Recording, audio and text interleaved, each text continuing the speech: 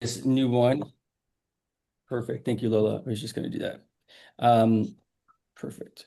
So, so I really like this book actually. So I found myself reading it before I was like, oh my God, I should be taking notes and like write things down that I want to talk about in the book club. So there was a couple things that stood out to me that I wanted to just make mention of, and some things that I thought were really key for me. And so the first one's obviously talking about mind. And so one of the things that like first got to me was when they went into the whole MoMA exhibit and talking about what that like how to be present. And I thought it was also kind of funny that they called it an artist is present. But I underlined this one part because it like kind of got me a couple of times. So I'm just going to read the exit real quick because if she allowed for normal bodily sensations, hunger, discomfort, pain, the urge to go to the bathroom, it would be impossible not to move or get up. If she began to think of how much time was left in the day's performance, time would slow to an intolerable crawl. So with monk-like discipline and warrior-like strength, she ignored these distractions to exist exclusively in the present moment. She had to be where her feet were. She had to care about the person across from her and the experience they were sharing more than anything else in the world. So like that just like really stuck out to me because I was thinking about it about how to be present and I thought that just really was like okay wow you really do have to be like that in order to be completely present. And I thought that I underlined they said even during a quiet evening at home we're all thinking about the list of improvements that needs to be made. So again just like you can't ever just be present and you can't ever turn your mind off. We do not live in this moment. We, in fact, try desperately to get out of it. And then the last quote in that area, she says, Lauren Ingalls Wilder said, "Now is now, and it can never be anything else. So seize it." So these are all. So my mind has always been a wonderful, wonderful place to live in because I'm always anxious, always all over the place. And so trying to quiet that mind has always been something that I have always tried to find new ways to do it. I do wish that throughout this book they gave a little bit maybe tidbits on how to make that happen instead of it what you should do. I felt like that could really make it a little bit, in my opinion, a little bit it could even better. But I also thought so this moment we are experiencing right now is a gift. That's why we call it a present. Even if it is stressful trying experience, it could be our last. So things like that, they just really stuck out to me throughout this whole talk about the moment exhibit. And then when it goes on to, hold on one second, I felt really good about myself because when he talks about the baseball player Green, and he says to be able to swing and to be able to swing and hit it literally defies physics. It's the single hardest act in all sports. I called my dad to say this is why I was bad at sports, and my dad laughed at me and he's like, "No, Justin, you were just bad at sports." So I was like, man, it made me feel good about not being able to hit that ball up there. I was like, God, I felt really good about that for a second. But and I thought it was clever how he had like a little thing that he would kind of repeat to himself. He repeated, chop wood, carry water, chop wood, carry water, chop wood, carry water. Don't overanalyze it, do the work. So those are things that I continue to focus on for myself for a long time. I think I've been like in therapy since I was 15. And so they always like try to, focus on these different things. So those are parts of it. Um, and then the last part I wanted to mention that really stuck out to me also was when they're talking about I guess going through everything again and how to really try to empty your mind. I thought this was a really good part. So he goes, whatever you face, whatever you're doing will require first and foremost that you don't defeat yourself, that you don't make it harder by overthinking, by needless doubts, or by second guessing. The space between your ears, that's yours. You don't just have to control what gets in it, you also have to control what gets what gets in there. You have to protect it from yourself, from your own thoughts. So again, something that everybody who has throughout the daily basis, we're all probably trying to work on. But I know my thoughts speak loudly, and so it's something I always try to quiet down. So this book it's again, I wish there was a little bit tidbits of how to do it, but I really do like how they put it in little small doses throughout the book so far. So I am actually enjoying it so far.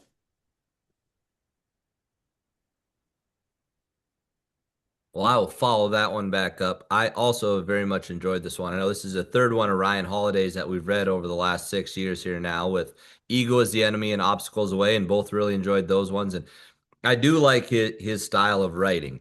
And I think the ironic part about this book, where I think it's a great way to start off the year, I love the timing of it, where it's coming in and different from like in the past. I know a couple years ago when we started off the year with Arnold Schwarzenegger's autobiography and just kind of a fun one with there and his stories of his Lola the donkey and some of the like it's a fun, good way, and he did have some great lessons in there. But I think this one like can truly, truly help. And Like even in the intro, the line that really jumped out to me when he was just kind of queuing up what this whole book is going to be about is that stillness is the key to be able to do less while doing more, accomplish more but need it less, and feel better and be better at the same time. And that one, ironically, we were sitting in the sauna last night as we were listening to this one here, and like I literally had paused it like that, like re-listened to that. That one just jumped out to me. And I think it's ironic here too with this book where I don't think it, like a lot of the other ones, using that Arnold one as an example, where it's just a fun, easy read. You can just keep kind of going through that one here. Where to really get the most out of this book, ironically, you have to truly stop. So this is not one that you can just passively listen to and gain what it's going. You have to be intentional and be present in it. And when it was talking about, and I forget exactly which chapter this was, but he was talking about so much of even in the present right now, what other things are we thinking about? I need to do this, I need to do that. You're not truly in the present. You're putting yourself in a different space, either in the past or in the future of how did this happen? I can't believe that it went wrong this way, or I need to get this done. And you're not truly living in the present. And so some of the other things that jumped out, like you mentioned the exhibit there, I had some notes on that one there, but you already kind of hit on that one. I loved in the first chapter there, just with Kennedy and how he handled the Cuban Missile Crisis. And the line that jumped out to me from that one was how he used time as a tool. He did not try to rush into anything. He did not try to overreact, and how quite literally taking the time to truly figure it out, like what that ultimately did in their ability to solve. There wasn't a nuclear holocaust. Thank goodness. We're all here because of that. Like, but how he used time as a tool to really figure things out, not letting all the emotion and everything else of the present moment just let's get through this here. I loved the part where it was talking about like limiting your inputs and Napoleon's mail and the lesson taken from that one there. Again, a little different with all the instant communication now, but at the time, he wouldn't open mail for 3 weeks because he was looking to see how many of those things had already solved themselves by the time he got to it. And if it was still an important big issue, okay, then let's attend to it. Let's get it fixed. Let's move on. But so many things, and I think that's a great takeaway for our day today. I think like the was it Eisenhower who used the is it important or is it urgent for his scale when he was president and is in his different positions of truly what is urgent versus what is important. I love that takeaway there. I like the baseball analogy too. I always enjoy the sports ones there, but just he had basically reset. He had to tune everything out, and then he goes on an amazing streak. And I like that little footnote at the end. He ended up going so we went 6 for 6 in that one game, and over the next couple games, he went 11 for 13. Broke his bat on his final home run, and that bat is now sitting in the Hall of Fame. Like just what an like truly getting into the zone by toning everything out, and how slowing down in this one here stuck out to me in the cultivating of silence chapter when they talked about all these high powered CEOs and what do they all have in common, and it's how they basically retreat in their own way, and whether it's going fishing or golfing or yachting or whatever it is, how they go and settle their mind. And I thought of you, Jay, in that specific one when I remember, like you've talked about before, that's what you use your Sundays. That's when you go out on the boats. I don't know if you still do that or not, but in the busyness and the hustle and bustle of all day, every day, what do you take? You take that time, you set it aside. That's your Sundays. That's your time with the family or immediate close friends or whatever. And I feel fortunate to have been able to spend one of those Sundays on the boat with you years ago when we were down in Miami. That was awesome. But just taking that intentional time to slow everything down and truly be present in the moment, what an important lesson, and why I protect our weekend so much. And I tell that with my team too when I'm onboarding them, just the culture of what that is. Yeah, Monday through Friday, we're going to go.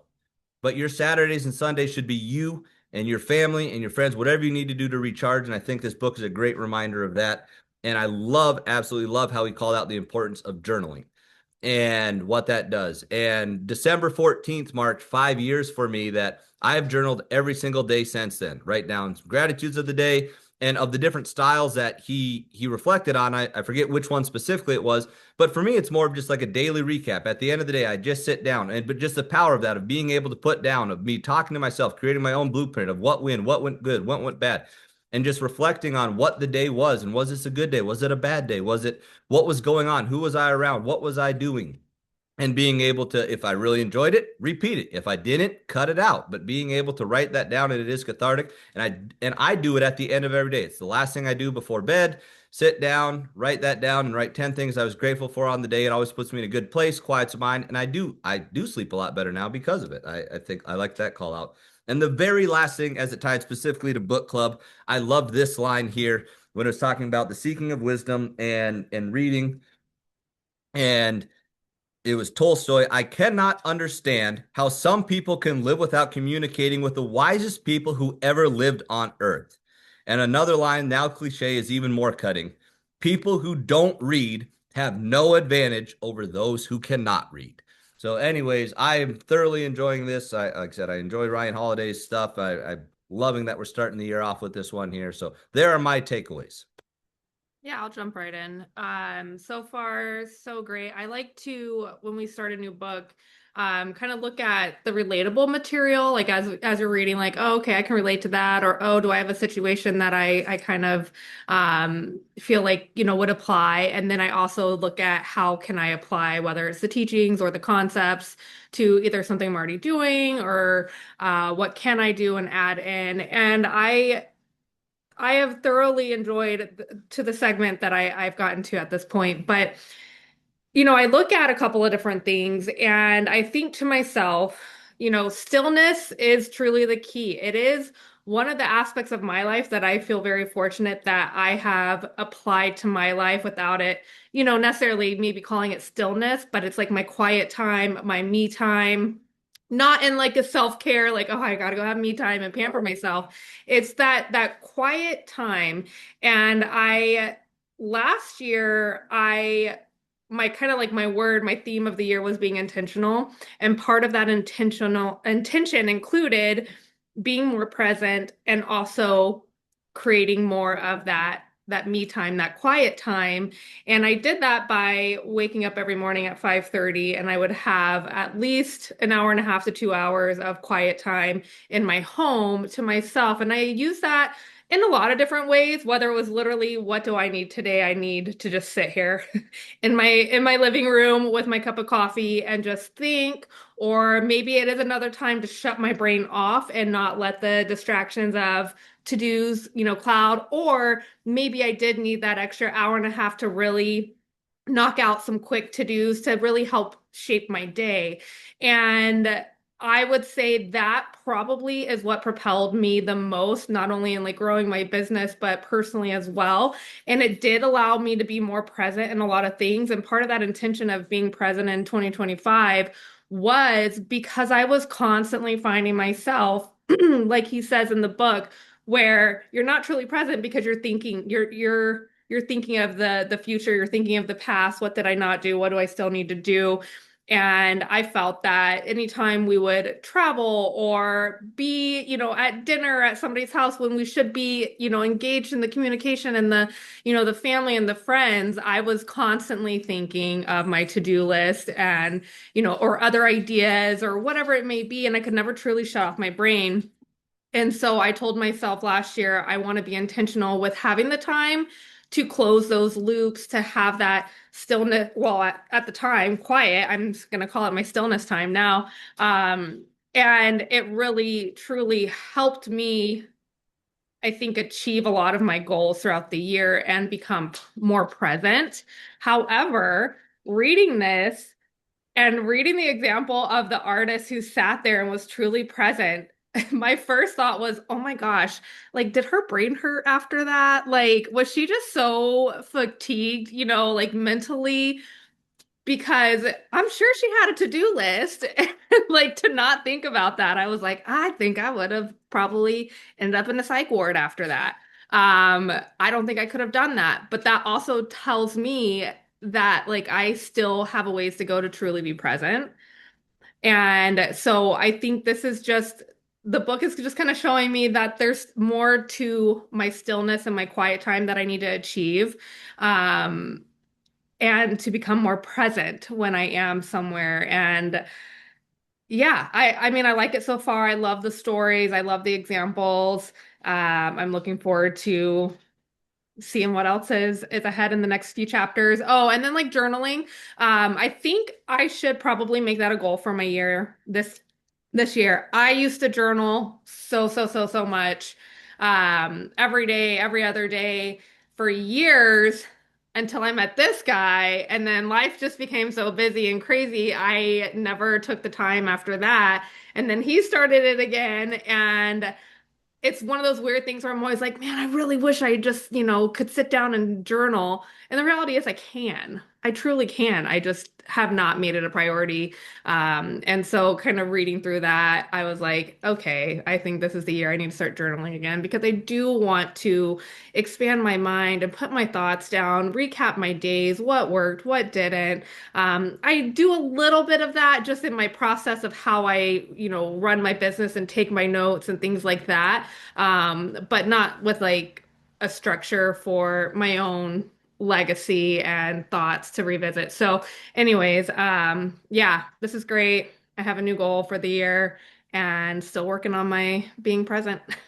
It was really cute. She did find her I, old I, journal. I, And one of the last entries she put in there was, I've got this new guy in my life. I'm excited to see where it goes. That was literally like the last It was me. entry. That's really cute. Uh, I just want to say something real quick before you guys go. One of the things that I saw though is I feel like Ryan Holiday he's heard about our book club because every chapter ended on a 15.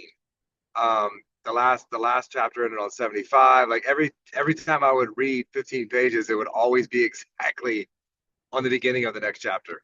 So I thought he might be following us and on our page and be like, we need to write for this book club. Just saying, maybe coincidence, maybe not. I think we can get him in. And no, what she's looking at is I just found the picture in her old note there on that one there from her journaling. So, yep, got the recall on it.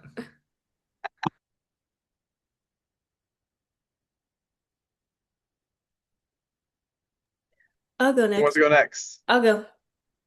I think that Chris, you summarized so many of the different points that I also really love, and Crystal, both of you guys, I was like, and ditto.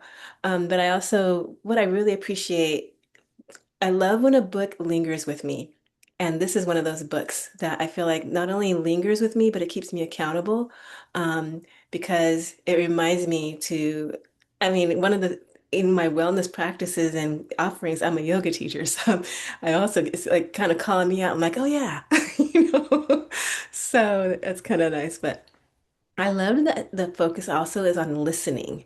I feel like that's such a really powerful tool, and practice because I'm realizing in meetings and in different places that I am showing up in spaces, how much is distracting us from listening, and even here right now, I'm I'm in the process of moving. So I'm in the place where I'm actually moving from to I'm in between my move right now to show up for this. And I'm sitting in this room looking around going, oh yeah, I'm taking that, I'm leaving that, da, da, da. And I'm like, no, just be present and listen.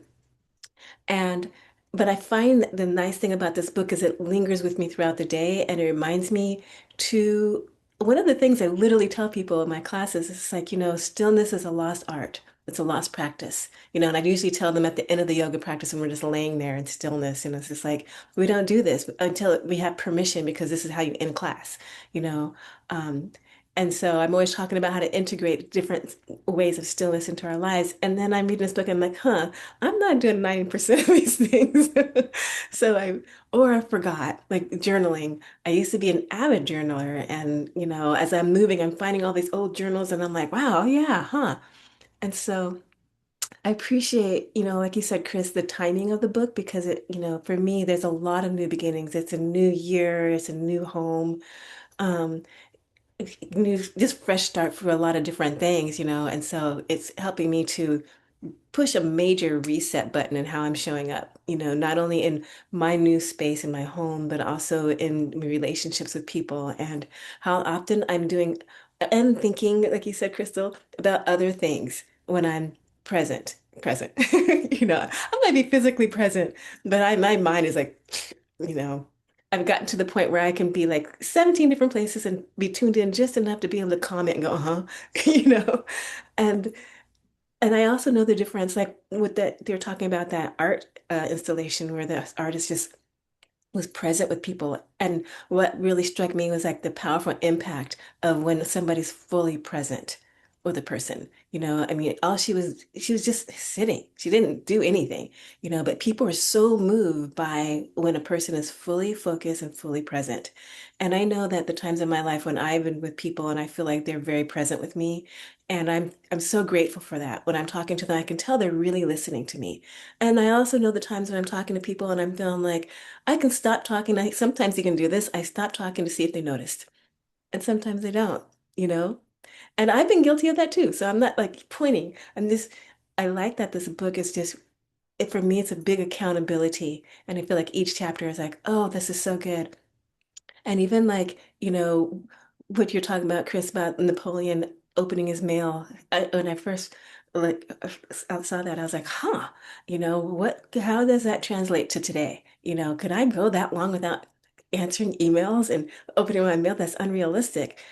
At the same time, integrating the whole thing is like, but is it as urgent as I think it is, or is it just a habit? I mean, that text, like as soon as it ding, like gonna, answer right away, or, you know, I think that we don't give ourselves permission to pause really and just take a breath. And I know my impatience, especially when I travel.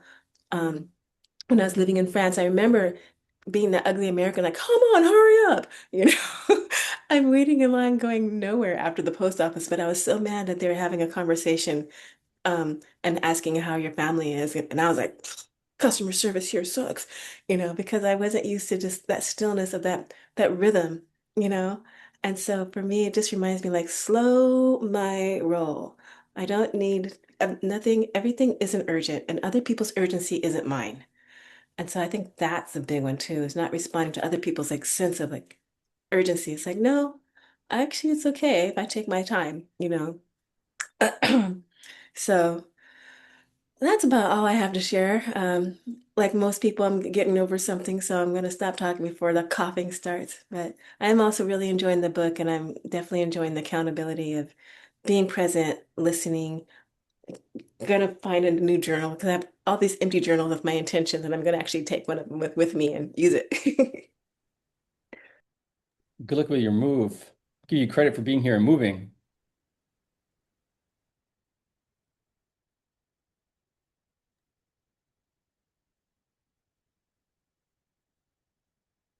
Ron, we can't hear you.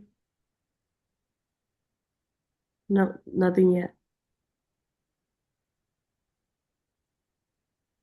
Okay, I'll go while he fixes that really quick.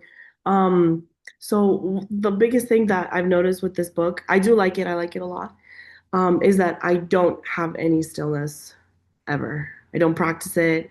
I don't do it, execute it. I don't journal, nothing. Um, because and as much as I would like to think I do, right? Because I'm like, oh, I stop and I have my morning prayer and things like that. Even in that prayer time, I'm still not like not doing anything. I'm still thinking of things. What am I grateful for? La la la, right? But also once I get in a start, like let's say work, right? Once I get in my work mode, I'm on my work mode on. And then when work is done, then I have to go into what I have to take care of in my personal life or whatever. So it's just on all the time for me, or of what I've been noticing.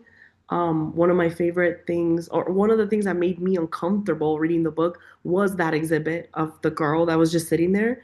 Because just reading about everything she was doing was making me feel uncomfortable. I literally started fidgeting just thinking about how still and like nothing she was doing.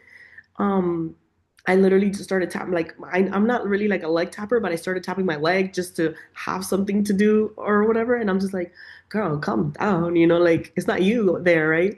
And then to think about the sorry, y'all, to think about the period of time she did it, I don't know what exactly I'm thinking what she did, because she was like, oh, I didn't want to think about hunger or use the bathroom or whatever. I'm like, wait, did she not eat, sleep, or go to the bathroom for these 3 months? Or like what? Like it just, my mind went to that extreme place. where immediately I was like, I mean, I could probably do that for like 2 hours maybe, but I could never do that for the whole 70 something days that she did it for. Um, but that made me feel uncomfortable for her. And then later on, after that, there was literally a paragraph, which I didn't highlight too much in this book because maybe that's the part of being present in the time of reading it. But I did like circle this whole thing. We are afraid of the silence. We are afraid of looking stupid. We're afraid of missing out. We're afraid of being the bad guy who says, nope, not interested. We'd rather make ourselves feel miserable than make ourselves a priority than be our best selves.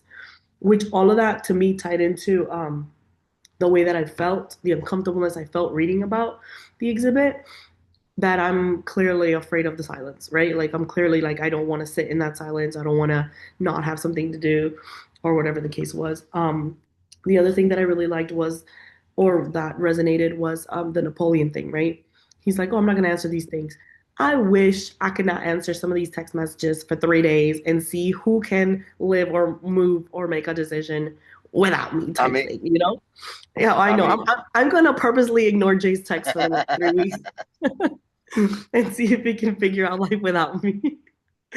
um, but yeah, no, that to me it was just like, oh, like how, yes, right, yes, I would love that. I would love to do that. I guess in certain contexts, I understand, obviously not for work, but how cool would it be if I could just be like, oh, I don't have to rush to reply to that. But because I'm always, like I said, I'm always so on. I feel like I've given myself deadlines that other people haven't. Like, oh, if I don't reply to this person in like the next 30 seconds, they're gonna hate me or they're gonna be like, what the heck? You always reply, now you're not replying, like whatever, you know? Um, but yeah, so I do really love the book. I loved in the beginning when Kennedy, after he made all the decision and everything, he said at towards the end of that story, he was saying, I hope people don't take the the force part as the lesson, right? Because he, with his attack or whatever, he's like, that's not the lesson I want to give, like, oh, attack with force or whatever. I want you guys to take the underlying lesson, which was the waiting and giving yourself that time to breathe and think. And I like that they address that because a lot of people would think back to that, point in history and be like, oh yeah, that's the lesson we have to with force and blah, blah, blah. But it's like, no, did you see everything he did leading up to that? He literally sat there and was like, let me think. Um, so yeah, I really like this book. There was something else I was gonna say, but I'm having a brain fart. All right, let's see if Ron's audio works.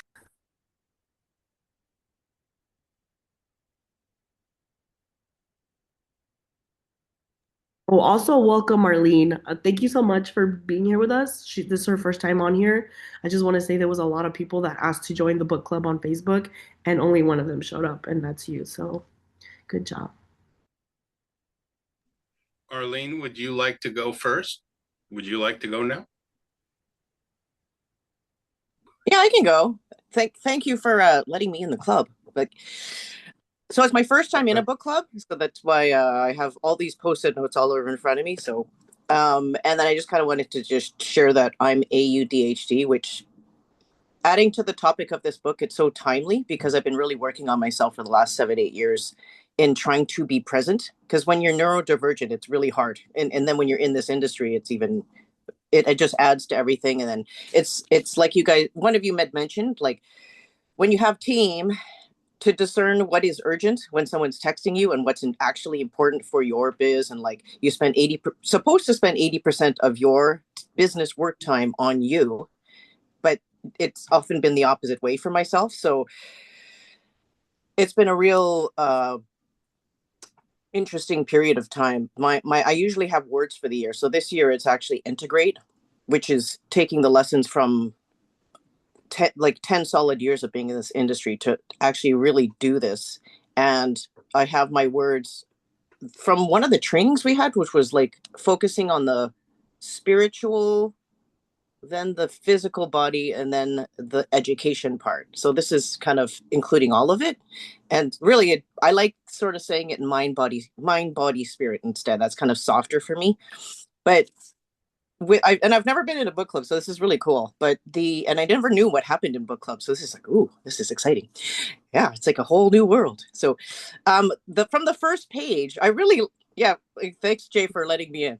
So, like This is wait, listen, this is amazing. So let me give you a little backstory before you go, right? So this book club was actually created out of accountability for me because I wanted to consistently read. And I threw this idea out to my team.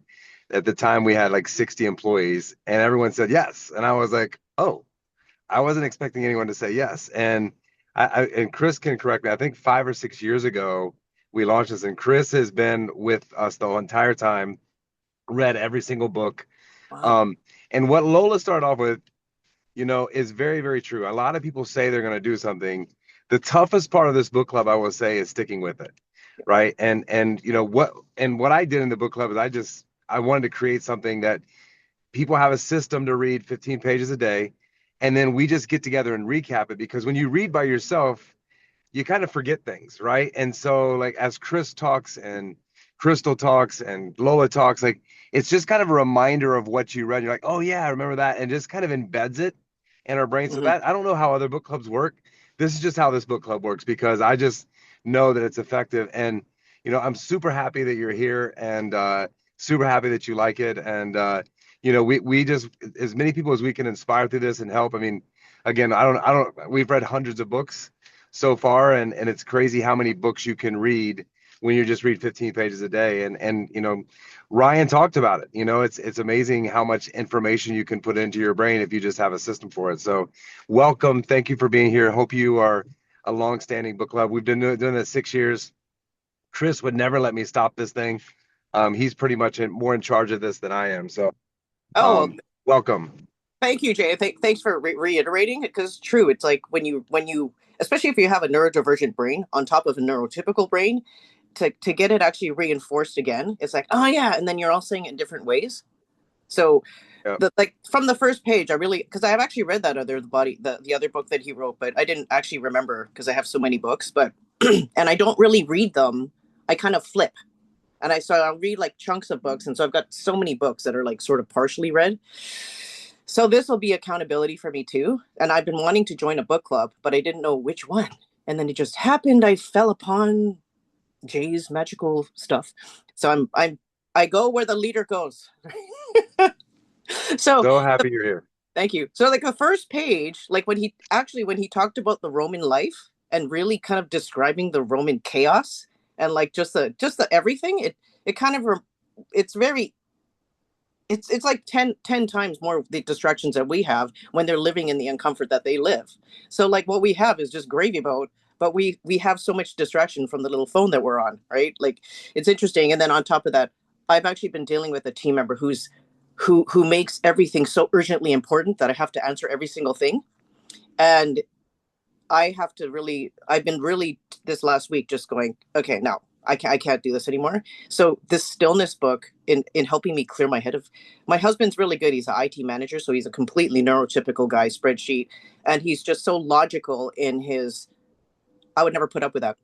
I would literally shut this down. I wouldn't even give it the time of day. Just don't answer. Just don't answer. So I have not been answering so quickly and speedily, which has been so joyful. Oh, and then okay, so I'm moving on into the book. Okay, oh my gosh. Yeah, usually this is a weird sidebar. Is usually I like to find a word of the day, but in that first chapter, he introduces about 10 different words from 10 different belief systems. Like, so he had the Buddhist stillness word, then he had the Muslim word. So just that kind of thing. It was already, as reading this book, it feels like such a huge win. Like really increasing my word power I can't even pronounce the words. And then, let's see. And then I think I can't remember, it was Lola? Were you living in France? Somebody was living in France. Oh no, it was Michelle living in France. And I lived in Barcelona, and I was that person too, where you're in the restaurant going, hello, is anybody working here? Like you're just so impatiently whatever. And you're in Spain. I was there for 5 years in Barcelona. It's just like, do people not serve here? Like what the heck? So it's like literally half an hour before you get somebody get your drink order. And then eventually I learned that it really is not important. Right. So that was an interesting kind of analogy that you had there, Michelle. And then let me see. The last thing I was going to say. Oh, the other kind of weird incident is I had just downloaded the book last night, so I only read to about page 35, and I in my e-reader my pen it's dead, so I can't highlight.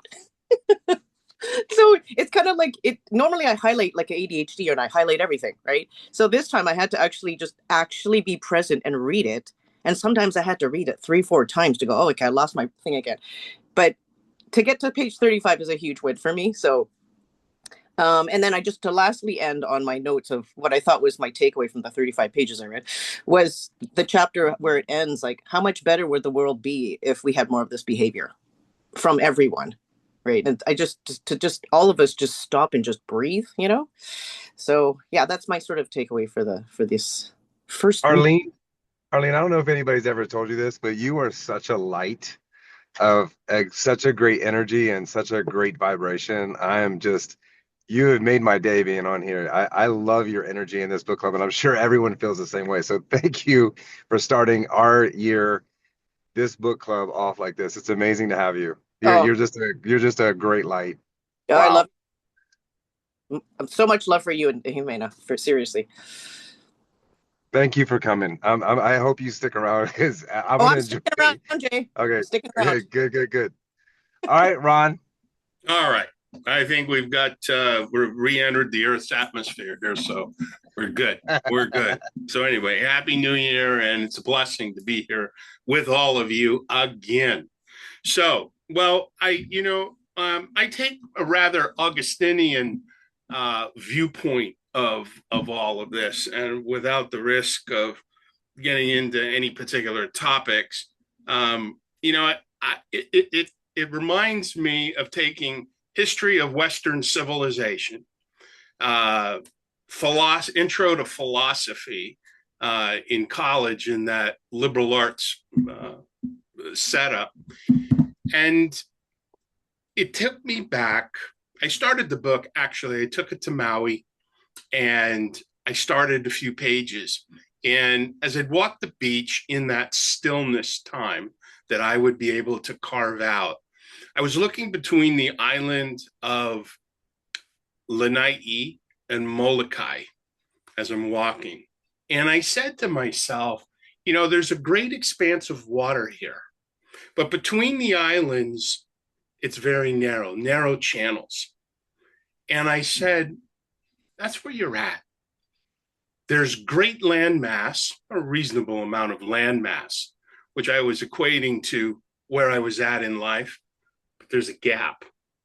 And that brought me to a present place with this book. I really, I looked at it from a standpoint of where I'm at and where I want to start right now in 2026. In looking at 2025 and the challenges and all the great things that happened, life happened. And so here you're standing, and I'm actually navigating now, presently, in the gap. Interestingly, I listened to, as a result of my wife, Kim, bringing to me Ryan Holiday's interview with Stephen Bartlett. So go to the Diary of a CEO in his podcast, and Ryan is in that, and he speaks really clearly about Stoicism and Marcus Aurelius, and he goes into a lot of the earlier pieces that he goes into with this. So that was a real aha to be able to hear the podcast, to be able to read the book in the beginning chapters. For me, I don't necessarily ascribe to emptying my mind. And that kind of relates back to the Augustinian piece of this. I look at the actual renewing of my mind, and silence for me is golden. Silence for me is not avoidance. Silence, taking that time, taking the walk through the redwoods or through the ponderosa pines or somewhere where I can have that level of silence, be able to not so much get the wind between my ears, taking up that great cavern of space, but what I'm relating to is being comfortable. And I think that's what Ryan is getting at. It's a muscle. It's something that you have to exercise daily, however you do that, that needs to um, that needs to happen, and it needs to be practiced where you're not being in a place where there's uh, it's an opportunity for you to get the clarity. So Arlene, you said you came up with a word. My word for this year is taking in that gap, that level of magnetism for my business, because it's not about um, all the structure in terms of what we do as a business. It's about your magnetism and what you and how people are pulled towards you. And that's really where I am in the gap. So with all of this, cultivating the silence, the journaling, I've been journaling for many, many years. I have volumes sitting behind me in small notebooks, big notebooks. It just all depends. Take that liberal arts. Well, do I want a big book? Do I want to carry it? How would I get that onto an airplane? What if I lose it? I mean, would it fit in the safe? I don't want the cleaning lady necessarily to read my works, but and thinking deeply, seeking wisdom. I mean, that is really, it's not, wisdom is a relationship. It's a vertical and it's a horizontal. And we're seeking wisdom right here with each other. If you really sit back and you look at it deeply, we're seeking wisdom. We're listening to all of that, and to find your confidence, not ego. I just, wow, when that hit me, that was a bucket full of ping pong balls on the head. Yeah. So anyway, it's wonderful. I'm So super I'll super do. I'll excited. do. That was But really good, Ron. I'm gonna do mine quick for sake of time and not keep you guys. Like Lola, it's funny, Lola, you said that because I meditate twice a day. So coming into this book, I'm like, yeah, I'm sure there's gonna be a couple takeaways coming out of this book. And what I realized is I don't have any stillness in my life except for when I meditate and when I play golf, and that's it. And then I started thinking about my mornings, and being completely transparent with you guys, my mornings are when my body wakes up and I start to wake up and I'm lying in bed. It's the most stressful part of my day. I don't know why. I haven't been able to figure it out because I don't have any high stress things in my life. But as soon as I wake up and I start my day, it goes away, because I'm in action mode, right? But there's something in my mind that when I wake up, it's not still, and it's not, I practice gratitude. I do these things, but it's still like I lie there not in peace. And then, thinking about this book coming into 2026, it's really, really hard to be still when you have a cell phone in your hands. And I think back before I had a cell phone in my hand and the stillness that I had. And I sit in a sauna 5 days a week. And the crazy thing is when I'm in that sauna, I have to have my phone. I have to have my phone to get past the 15 minutes to keep my mind distracted. And after reading this book, I haven't. And it's been really hard. Those 15 minutes by myself staring at those wood walls, is a really, really difficult thing for me to do. And it's something that I'm practicing because it's like, I don't love the sauna. I don't love sweating. I don't love being hot. And it kind of gets me through. You live in Alaska, so you love being in a sauna and hot, Chris. So don't give that look. I live in Miami where I'm in a constant sauna every day. But anyways, it's just, when you kind of start self-reflecting and you start looking at those things, and like I have my phone and I see people in the sauna with no phone and I'm thinking they're crazy. I'm like, do you not want to just entertain yourself? And then the other thing that I thought about is sitting on a plane. For me, sitting on a plane drives me crazy, but it should be the most peaceful time because no one can bother me. But you know what I do when I get on a plane? I get on my computer, I get on my phone, I get on my iPad, I have Wi-Fi on all three devices, and I'm working and getting things done and being productive in that 2 hour flight. And I rationalize it like, hey, this is going to be time for me to get a lot of stuff done. And so reading this book is like, sitting on that plane, why can't I not just sit there for an hour and not do anything, and like, what you talked about, Crystal, like sitting in your room, having a cup of coffee, doing nothing. mean, like that girl, the art exhibit, her standing there doing nothing, like that made me really uncomfortable. I was like, I mean, for how many weeks did she do that? Like, that's a crazy thought to me. And I believe, it's because my mind is constantly going, and I need to get that in check, right? I need to stop thinking about the future so much. I need to be stop thinking about the past is going to become the future because this has happened in the past. And I think that's where my mind starts to go. So this book is really great for 2026. And by the way, Happy New Year, everyone. I believe 2026 is going to be the best year for humanity. It's a great numerical number. I think a lot of great things are going to happen to a lot of people that are working on themselves and looking at themselves and trying to look within. And then the last thing, the confidence and ego. I would say the majority of people um, walk in the room with ego. And you can always sense that they have a lot of insecurities, when they walk in the room. And again, we always enter a room with energy. Like what I said to Arlene, when I got like her energy is pure. She's got this great energy when she's expressing herself. She's very transparent about her mind and what's going on. And just watching her like go through that is a very transparent thing. But most people would never admit anything to that. Her sentence was, "This is what I deal with, and this is where I'm at."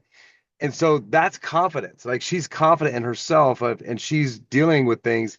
And this has always been a thing with people. I walk in a room with presence and confidence, and people, are intimidated by it. And those are people that have ego versus the people that come up and like, oh shit, have you met Jay? Like he's cool. He's completely down to earth.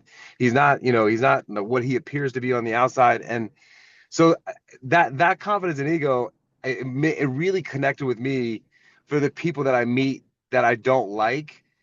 And it's not because they're confident, it's because they're insecure and they have an ego and they're masking something. So first 75 pages for me was awesome. I do feel like like you said, Justin, I feel like there are some things that he discusses that are kind of covered up in there on how to overcome these things.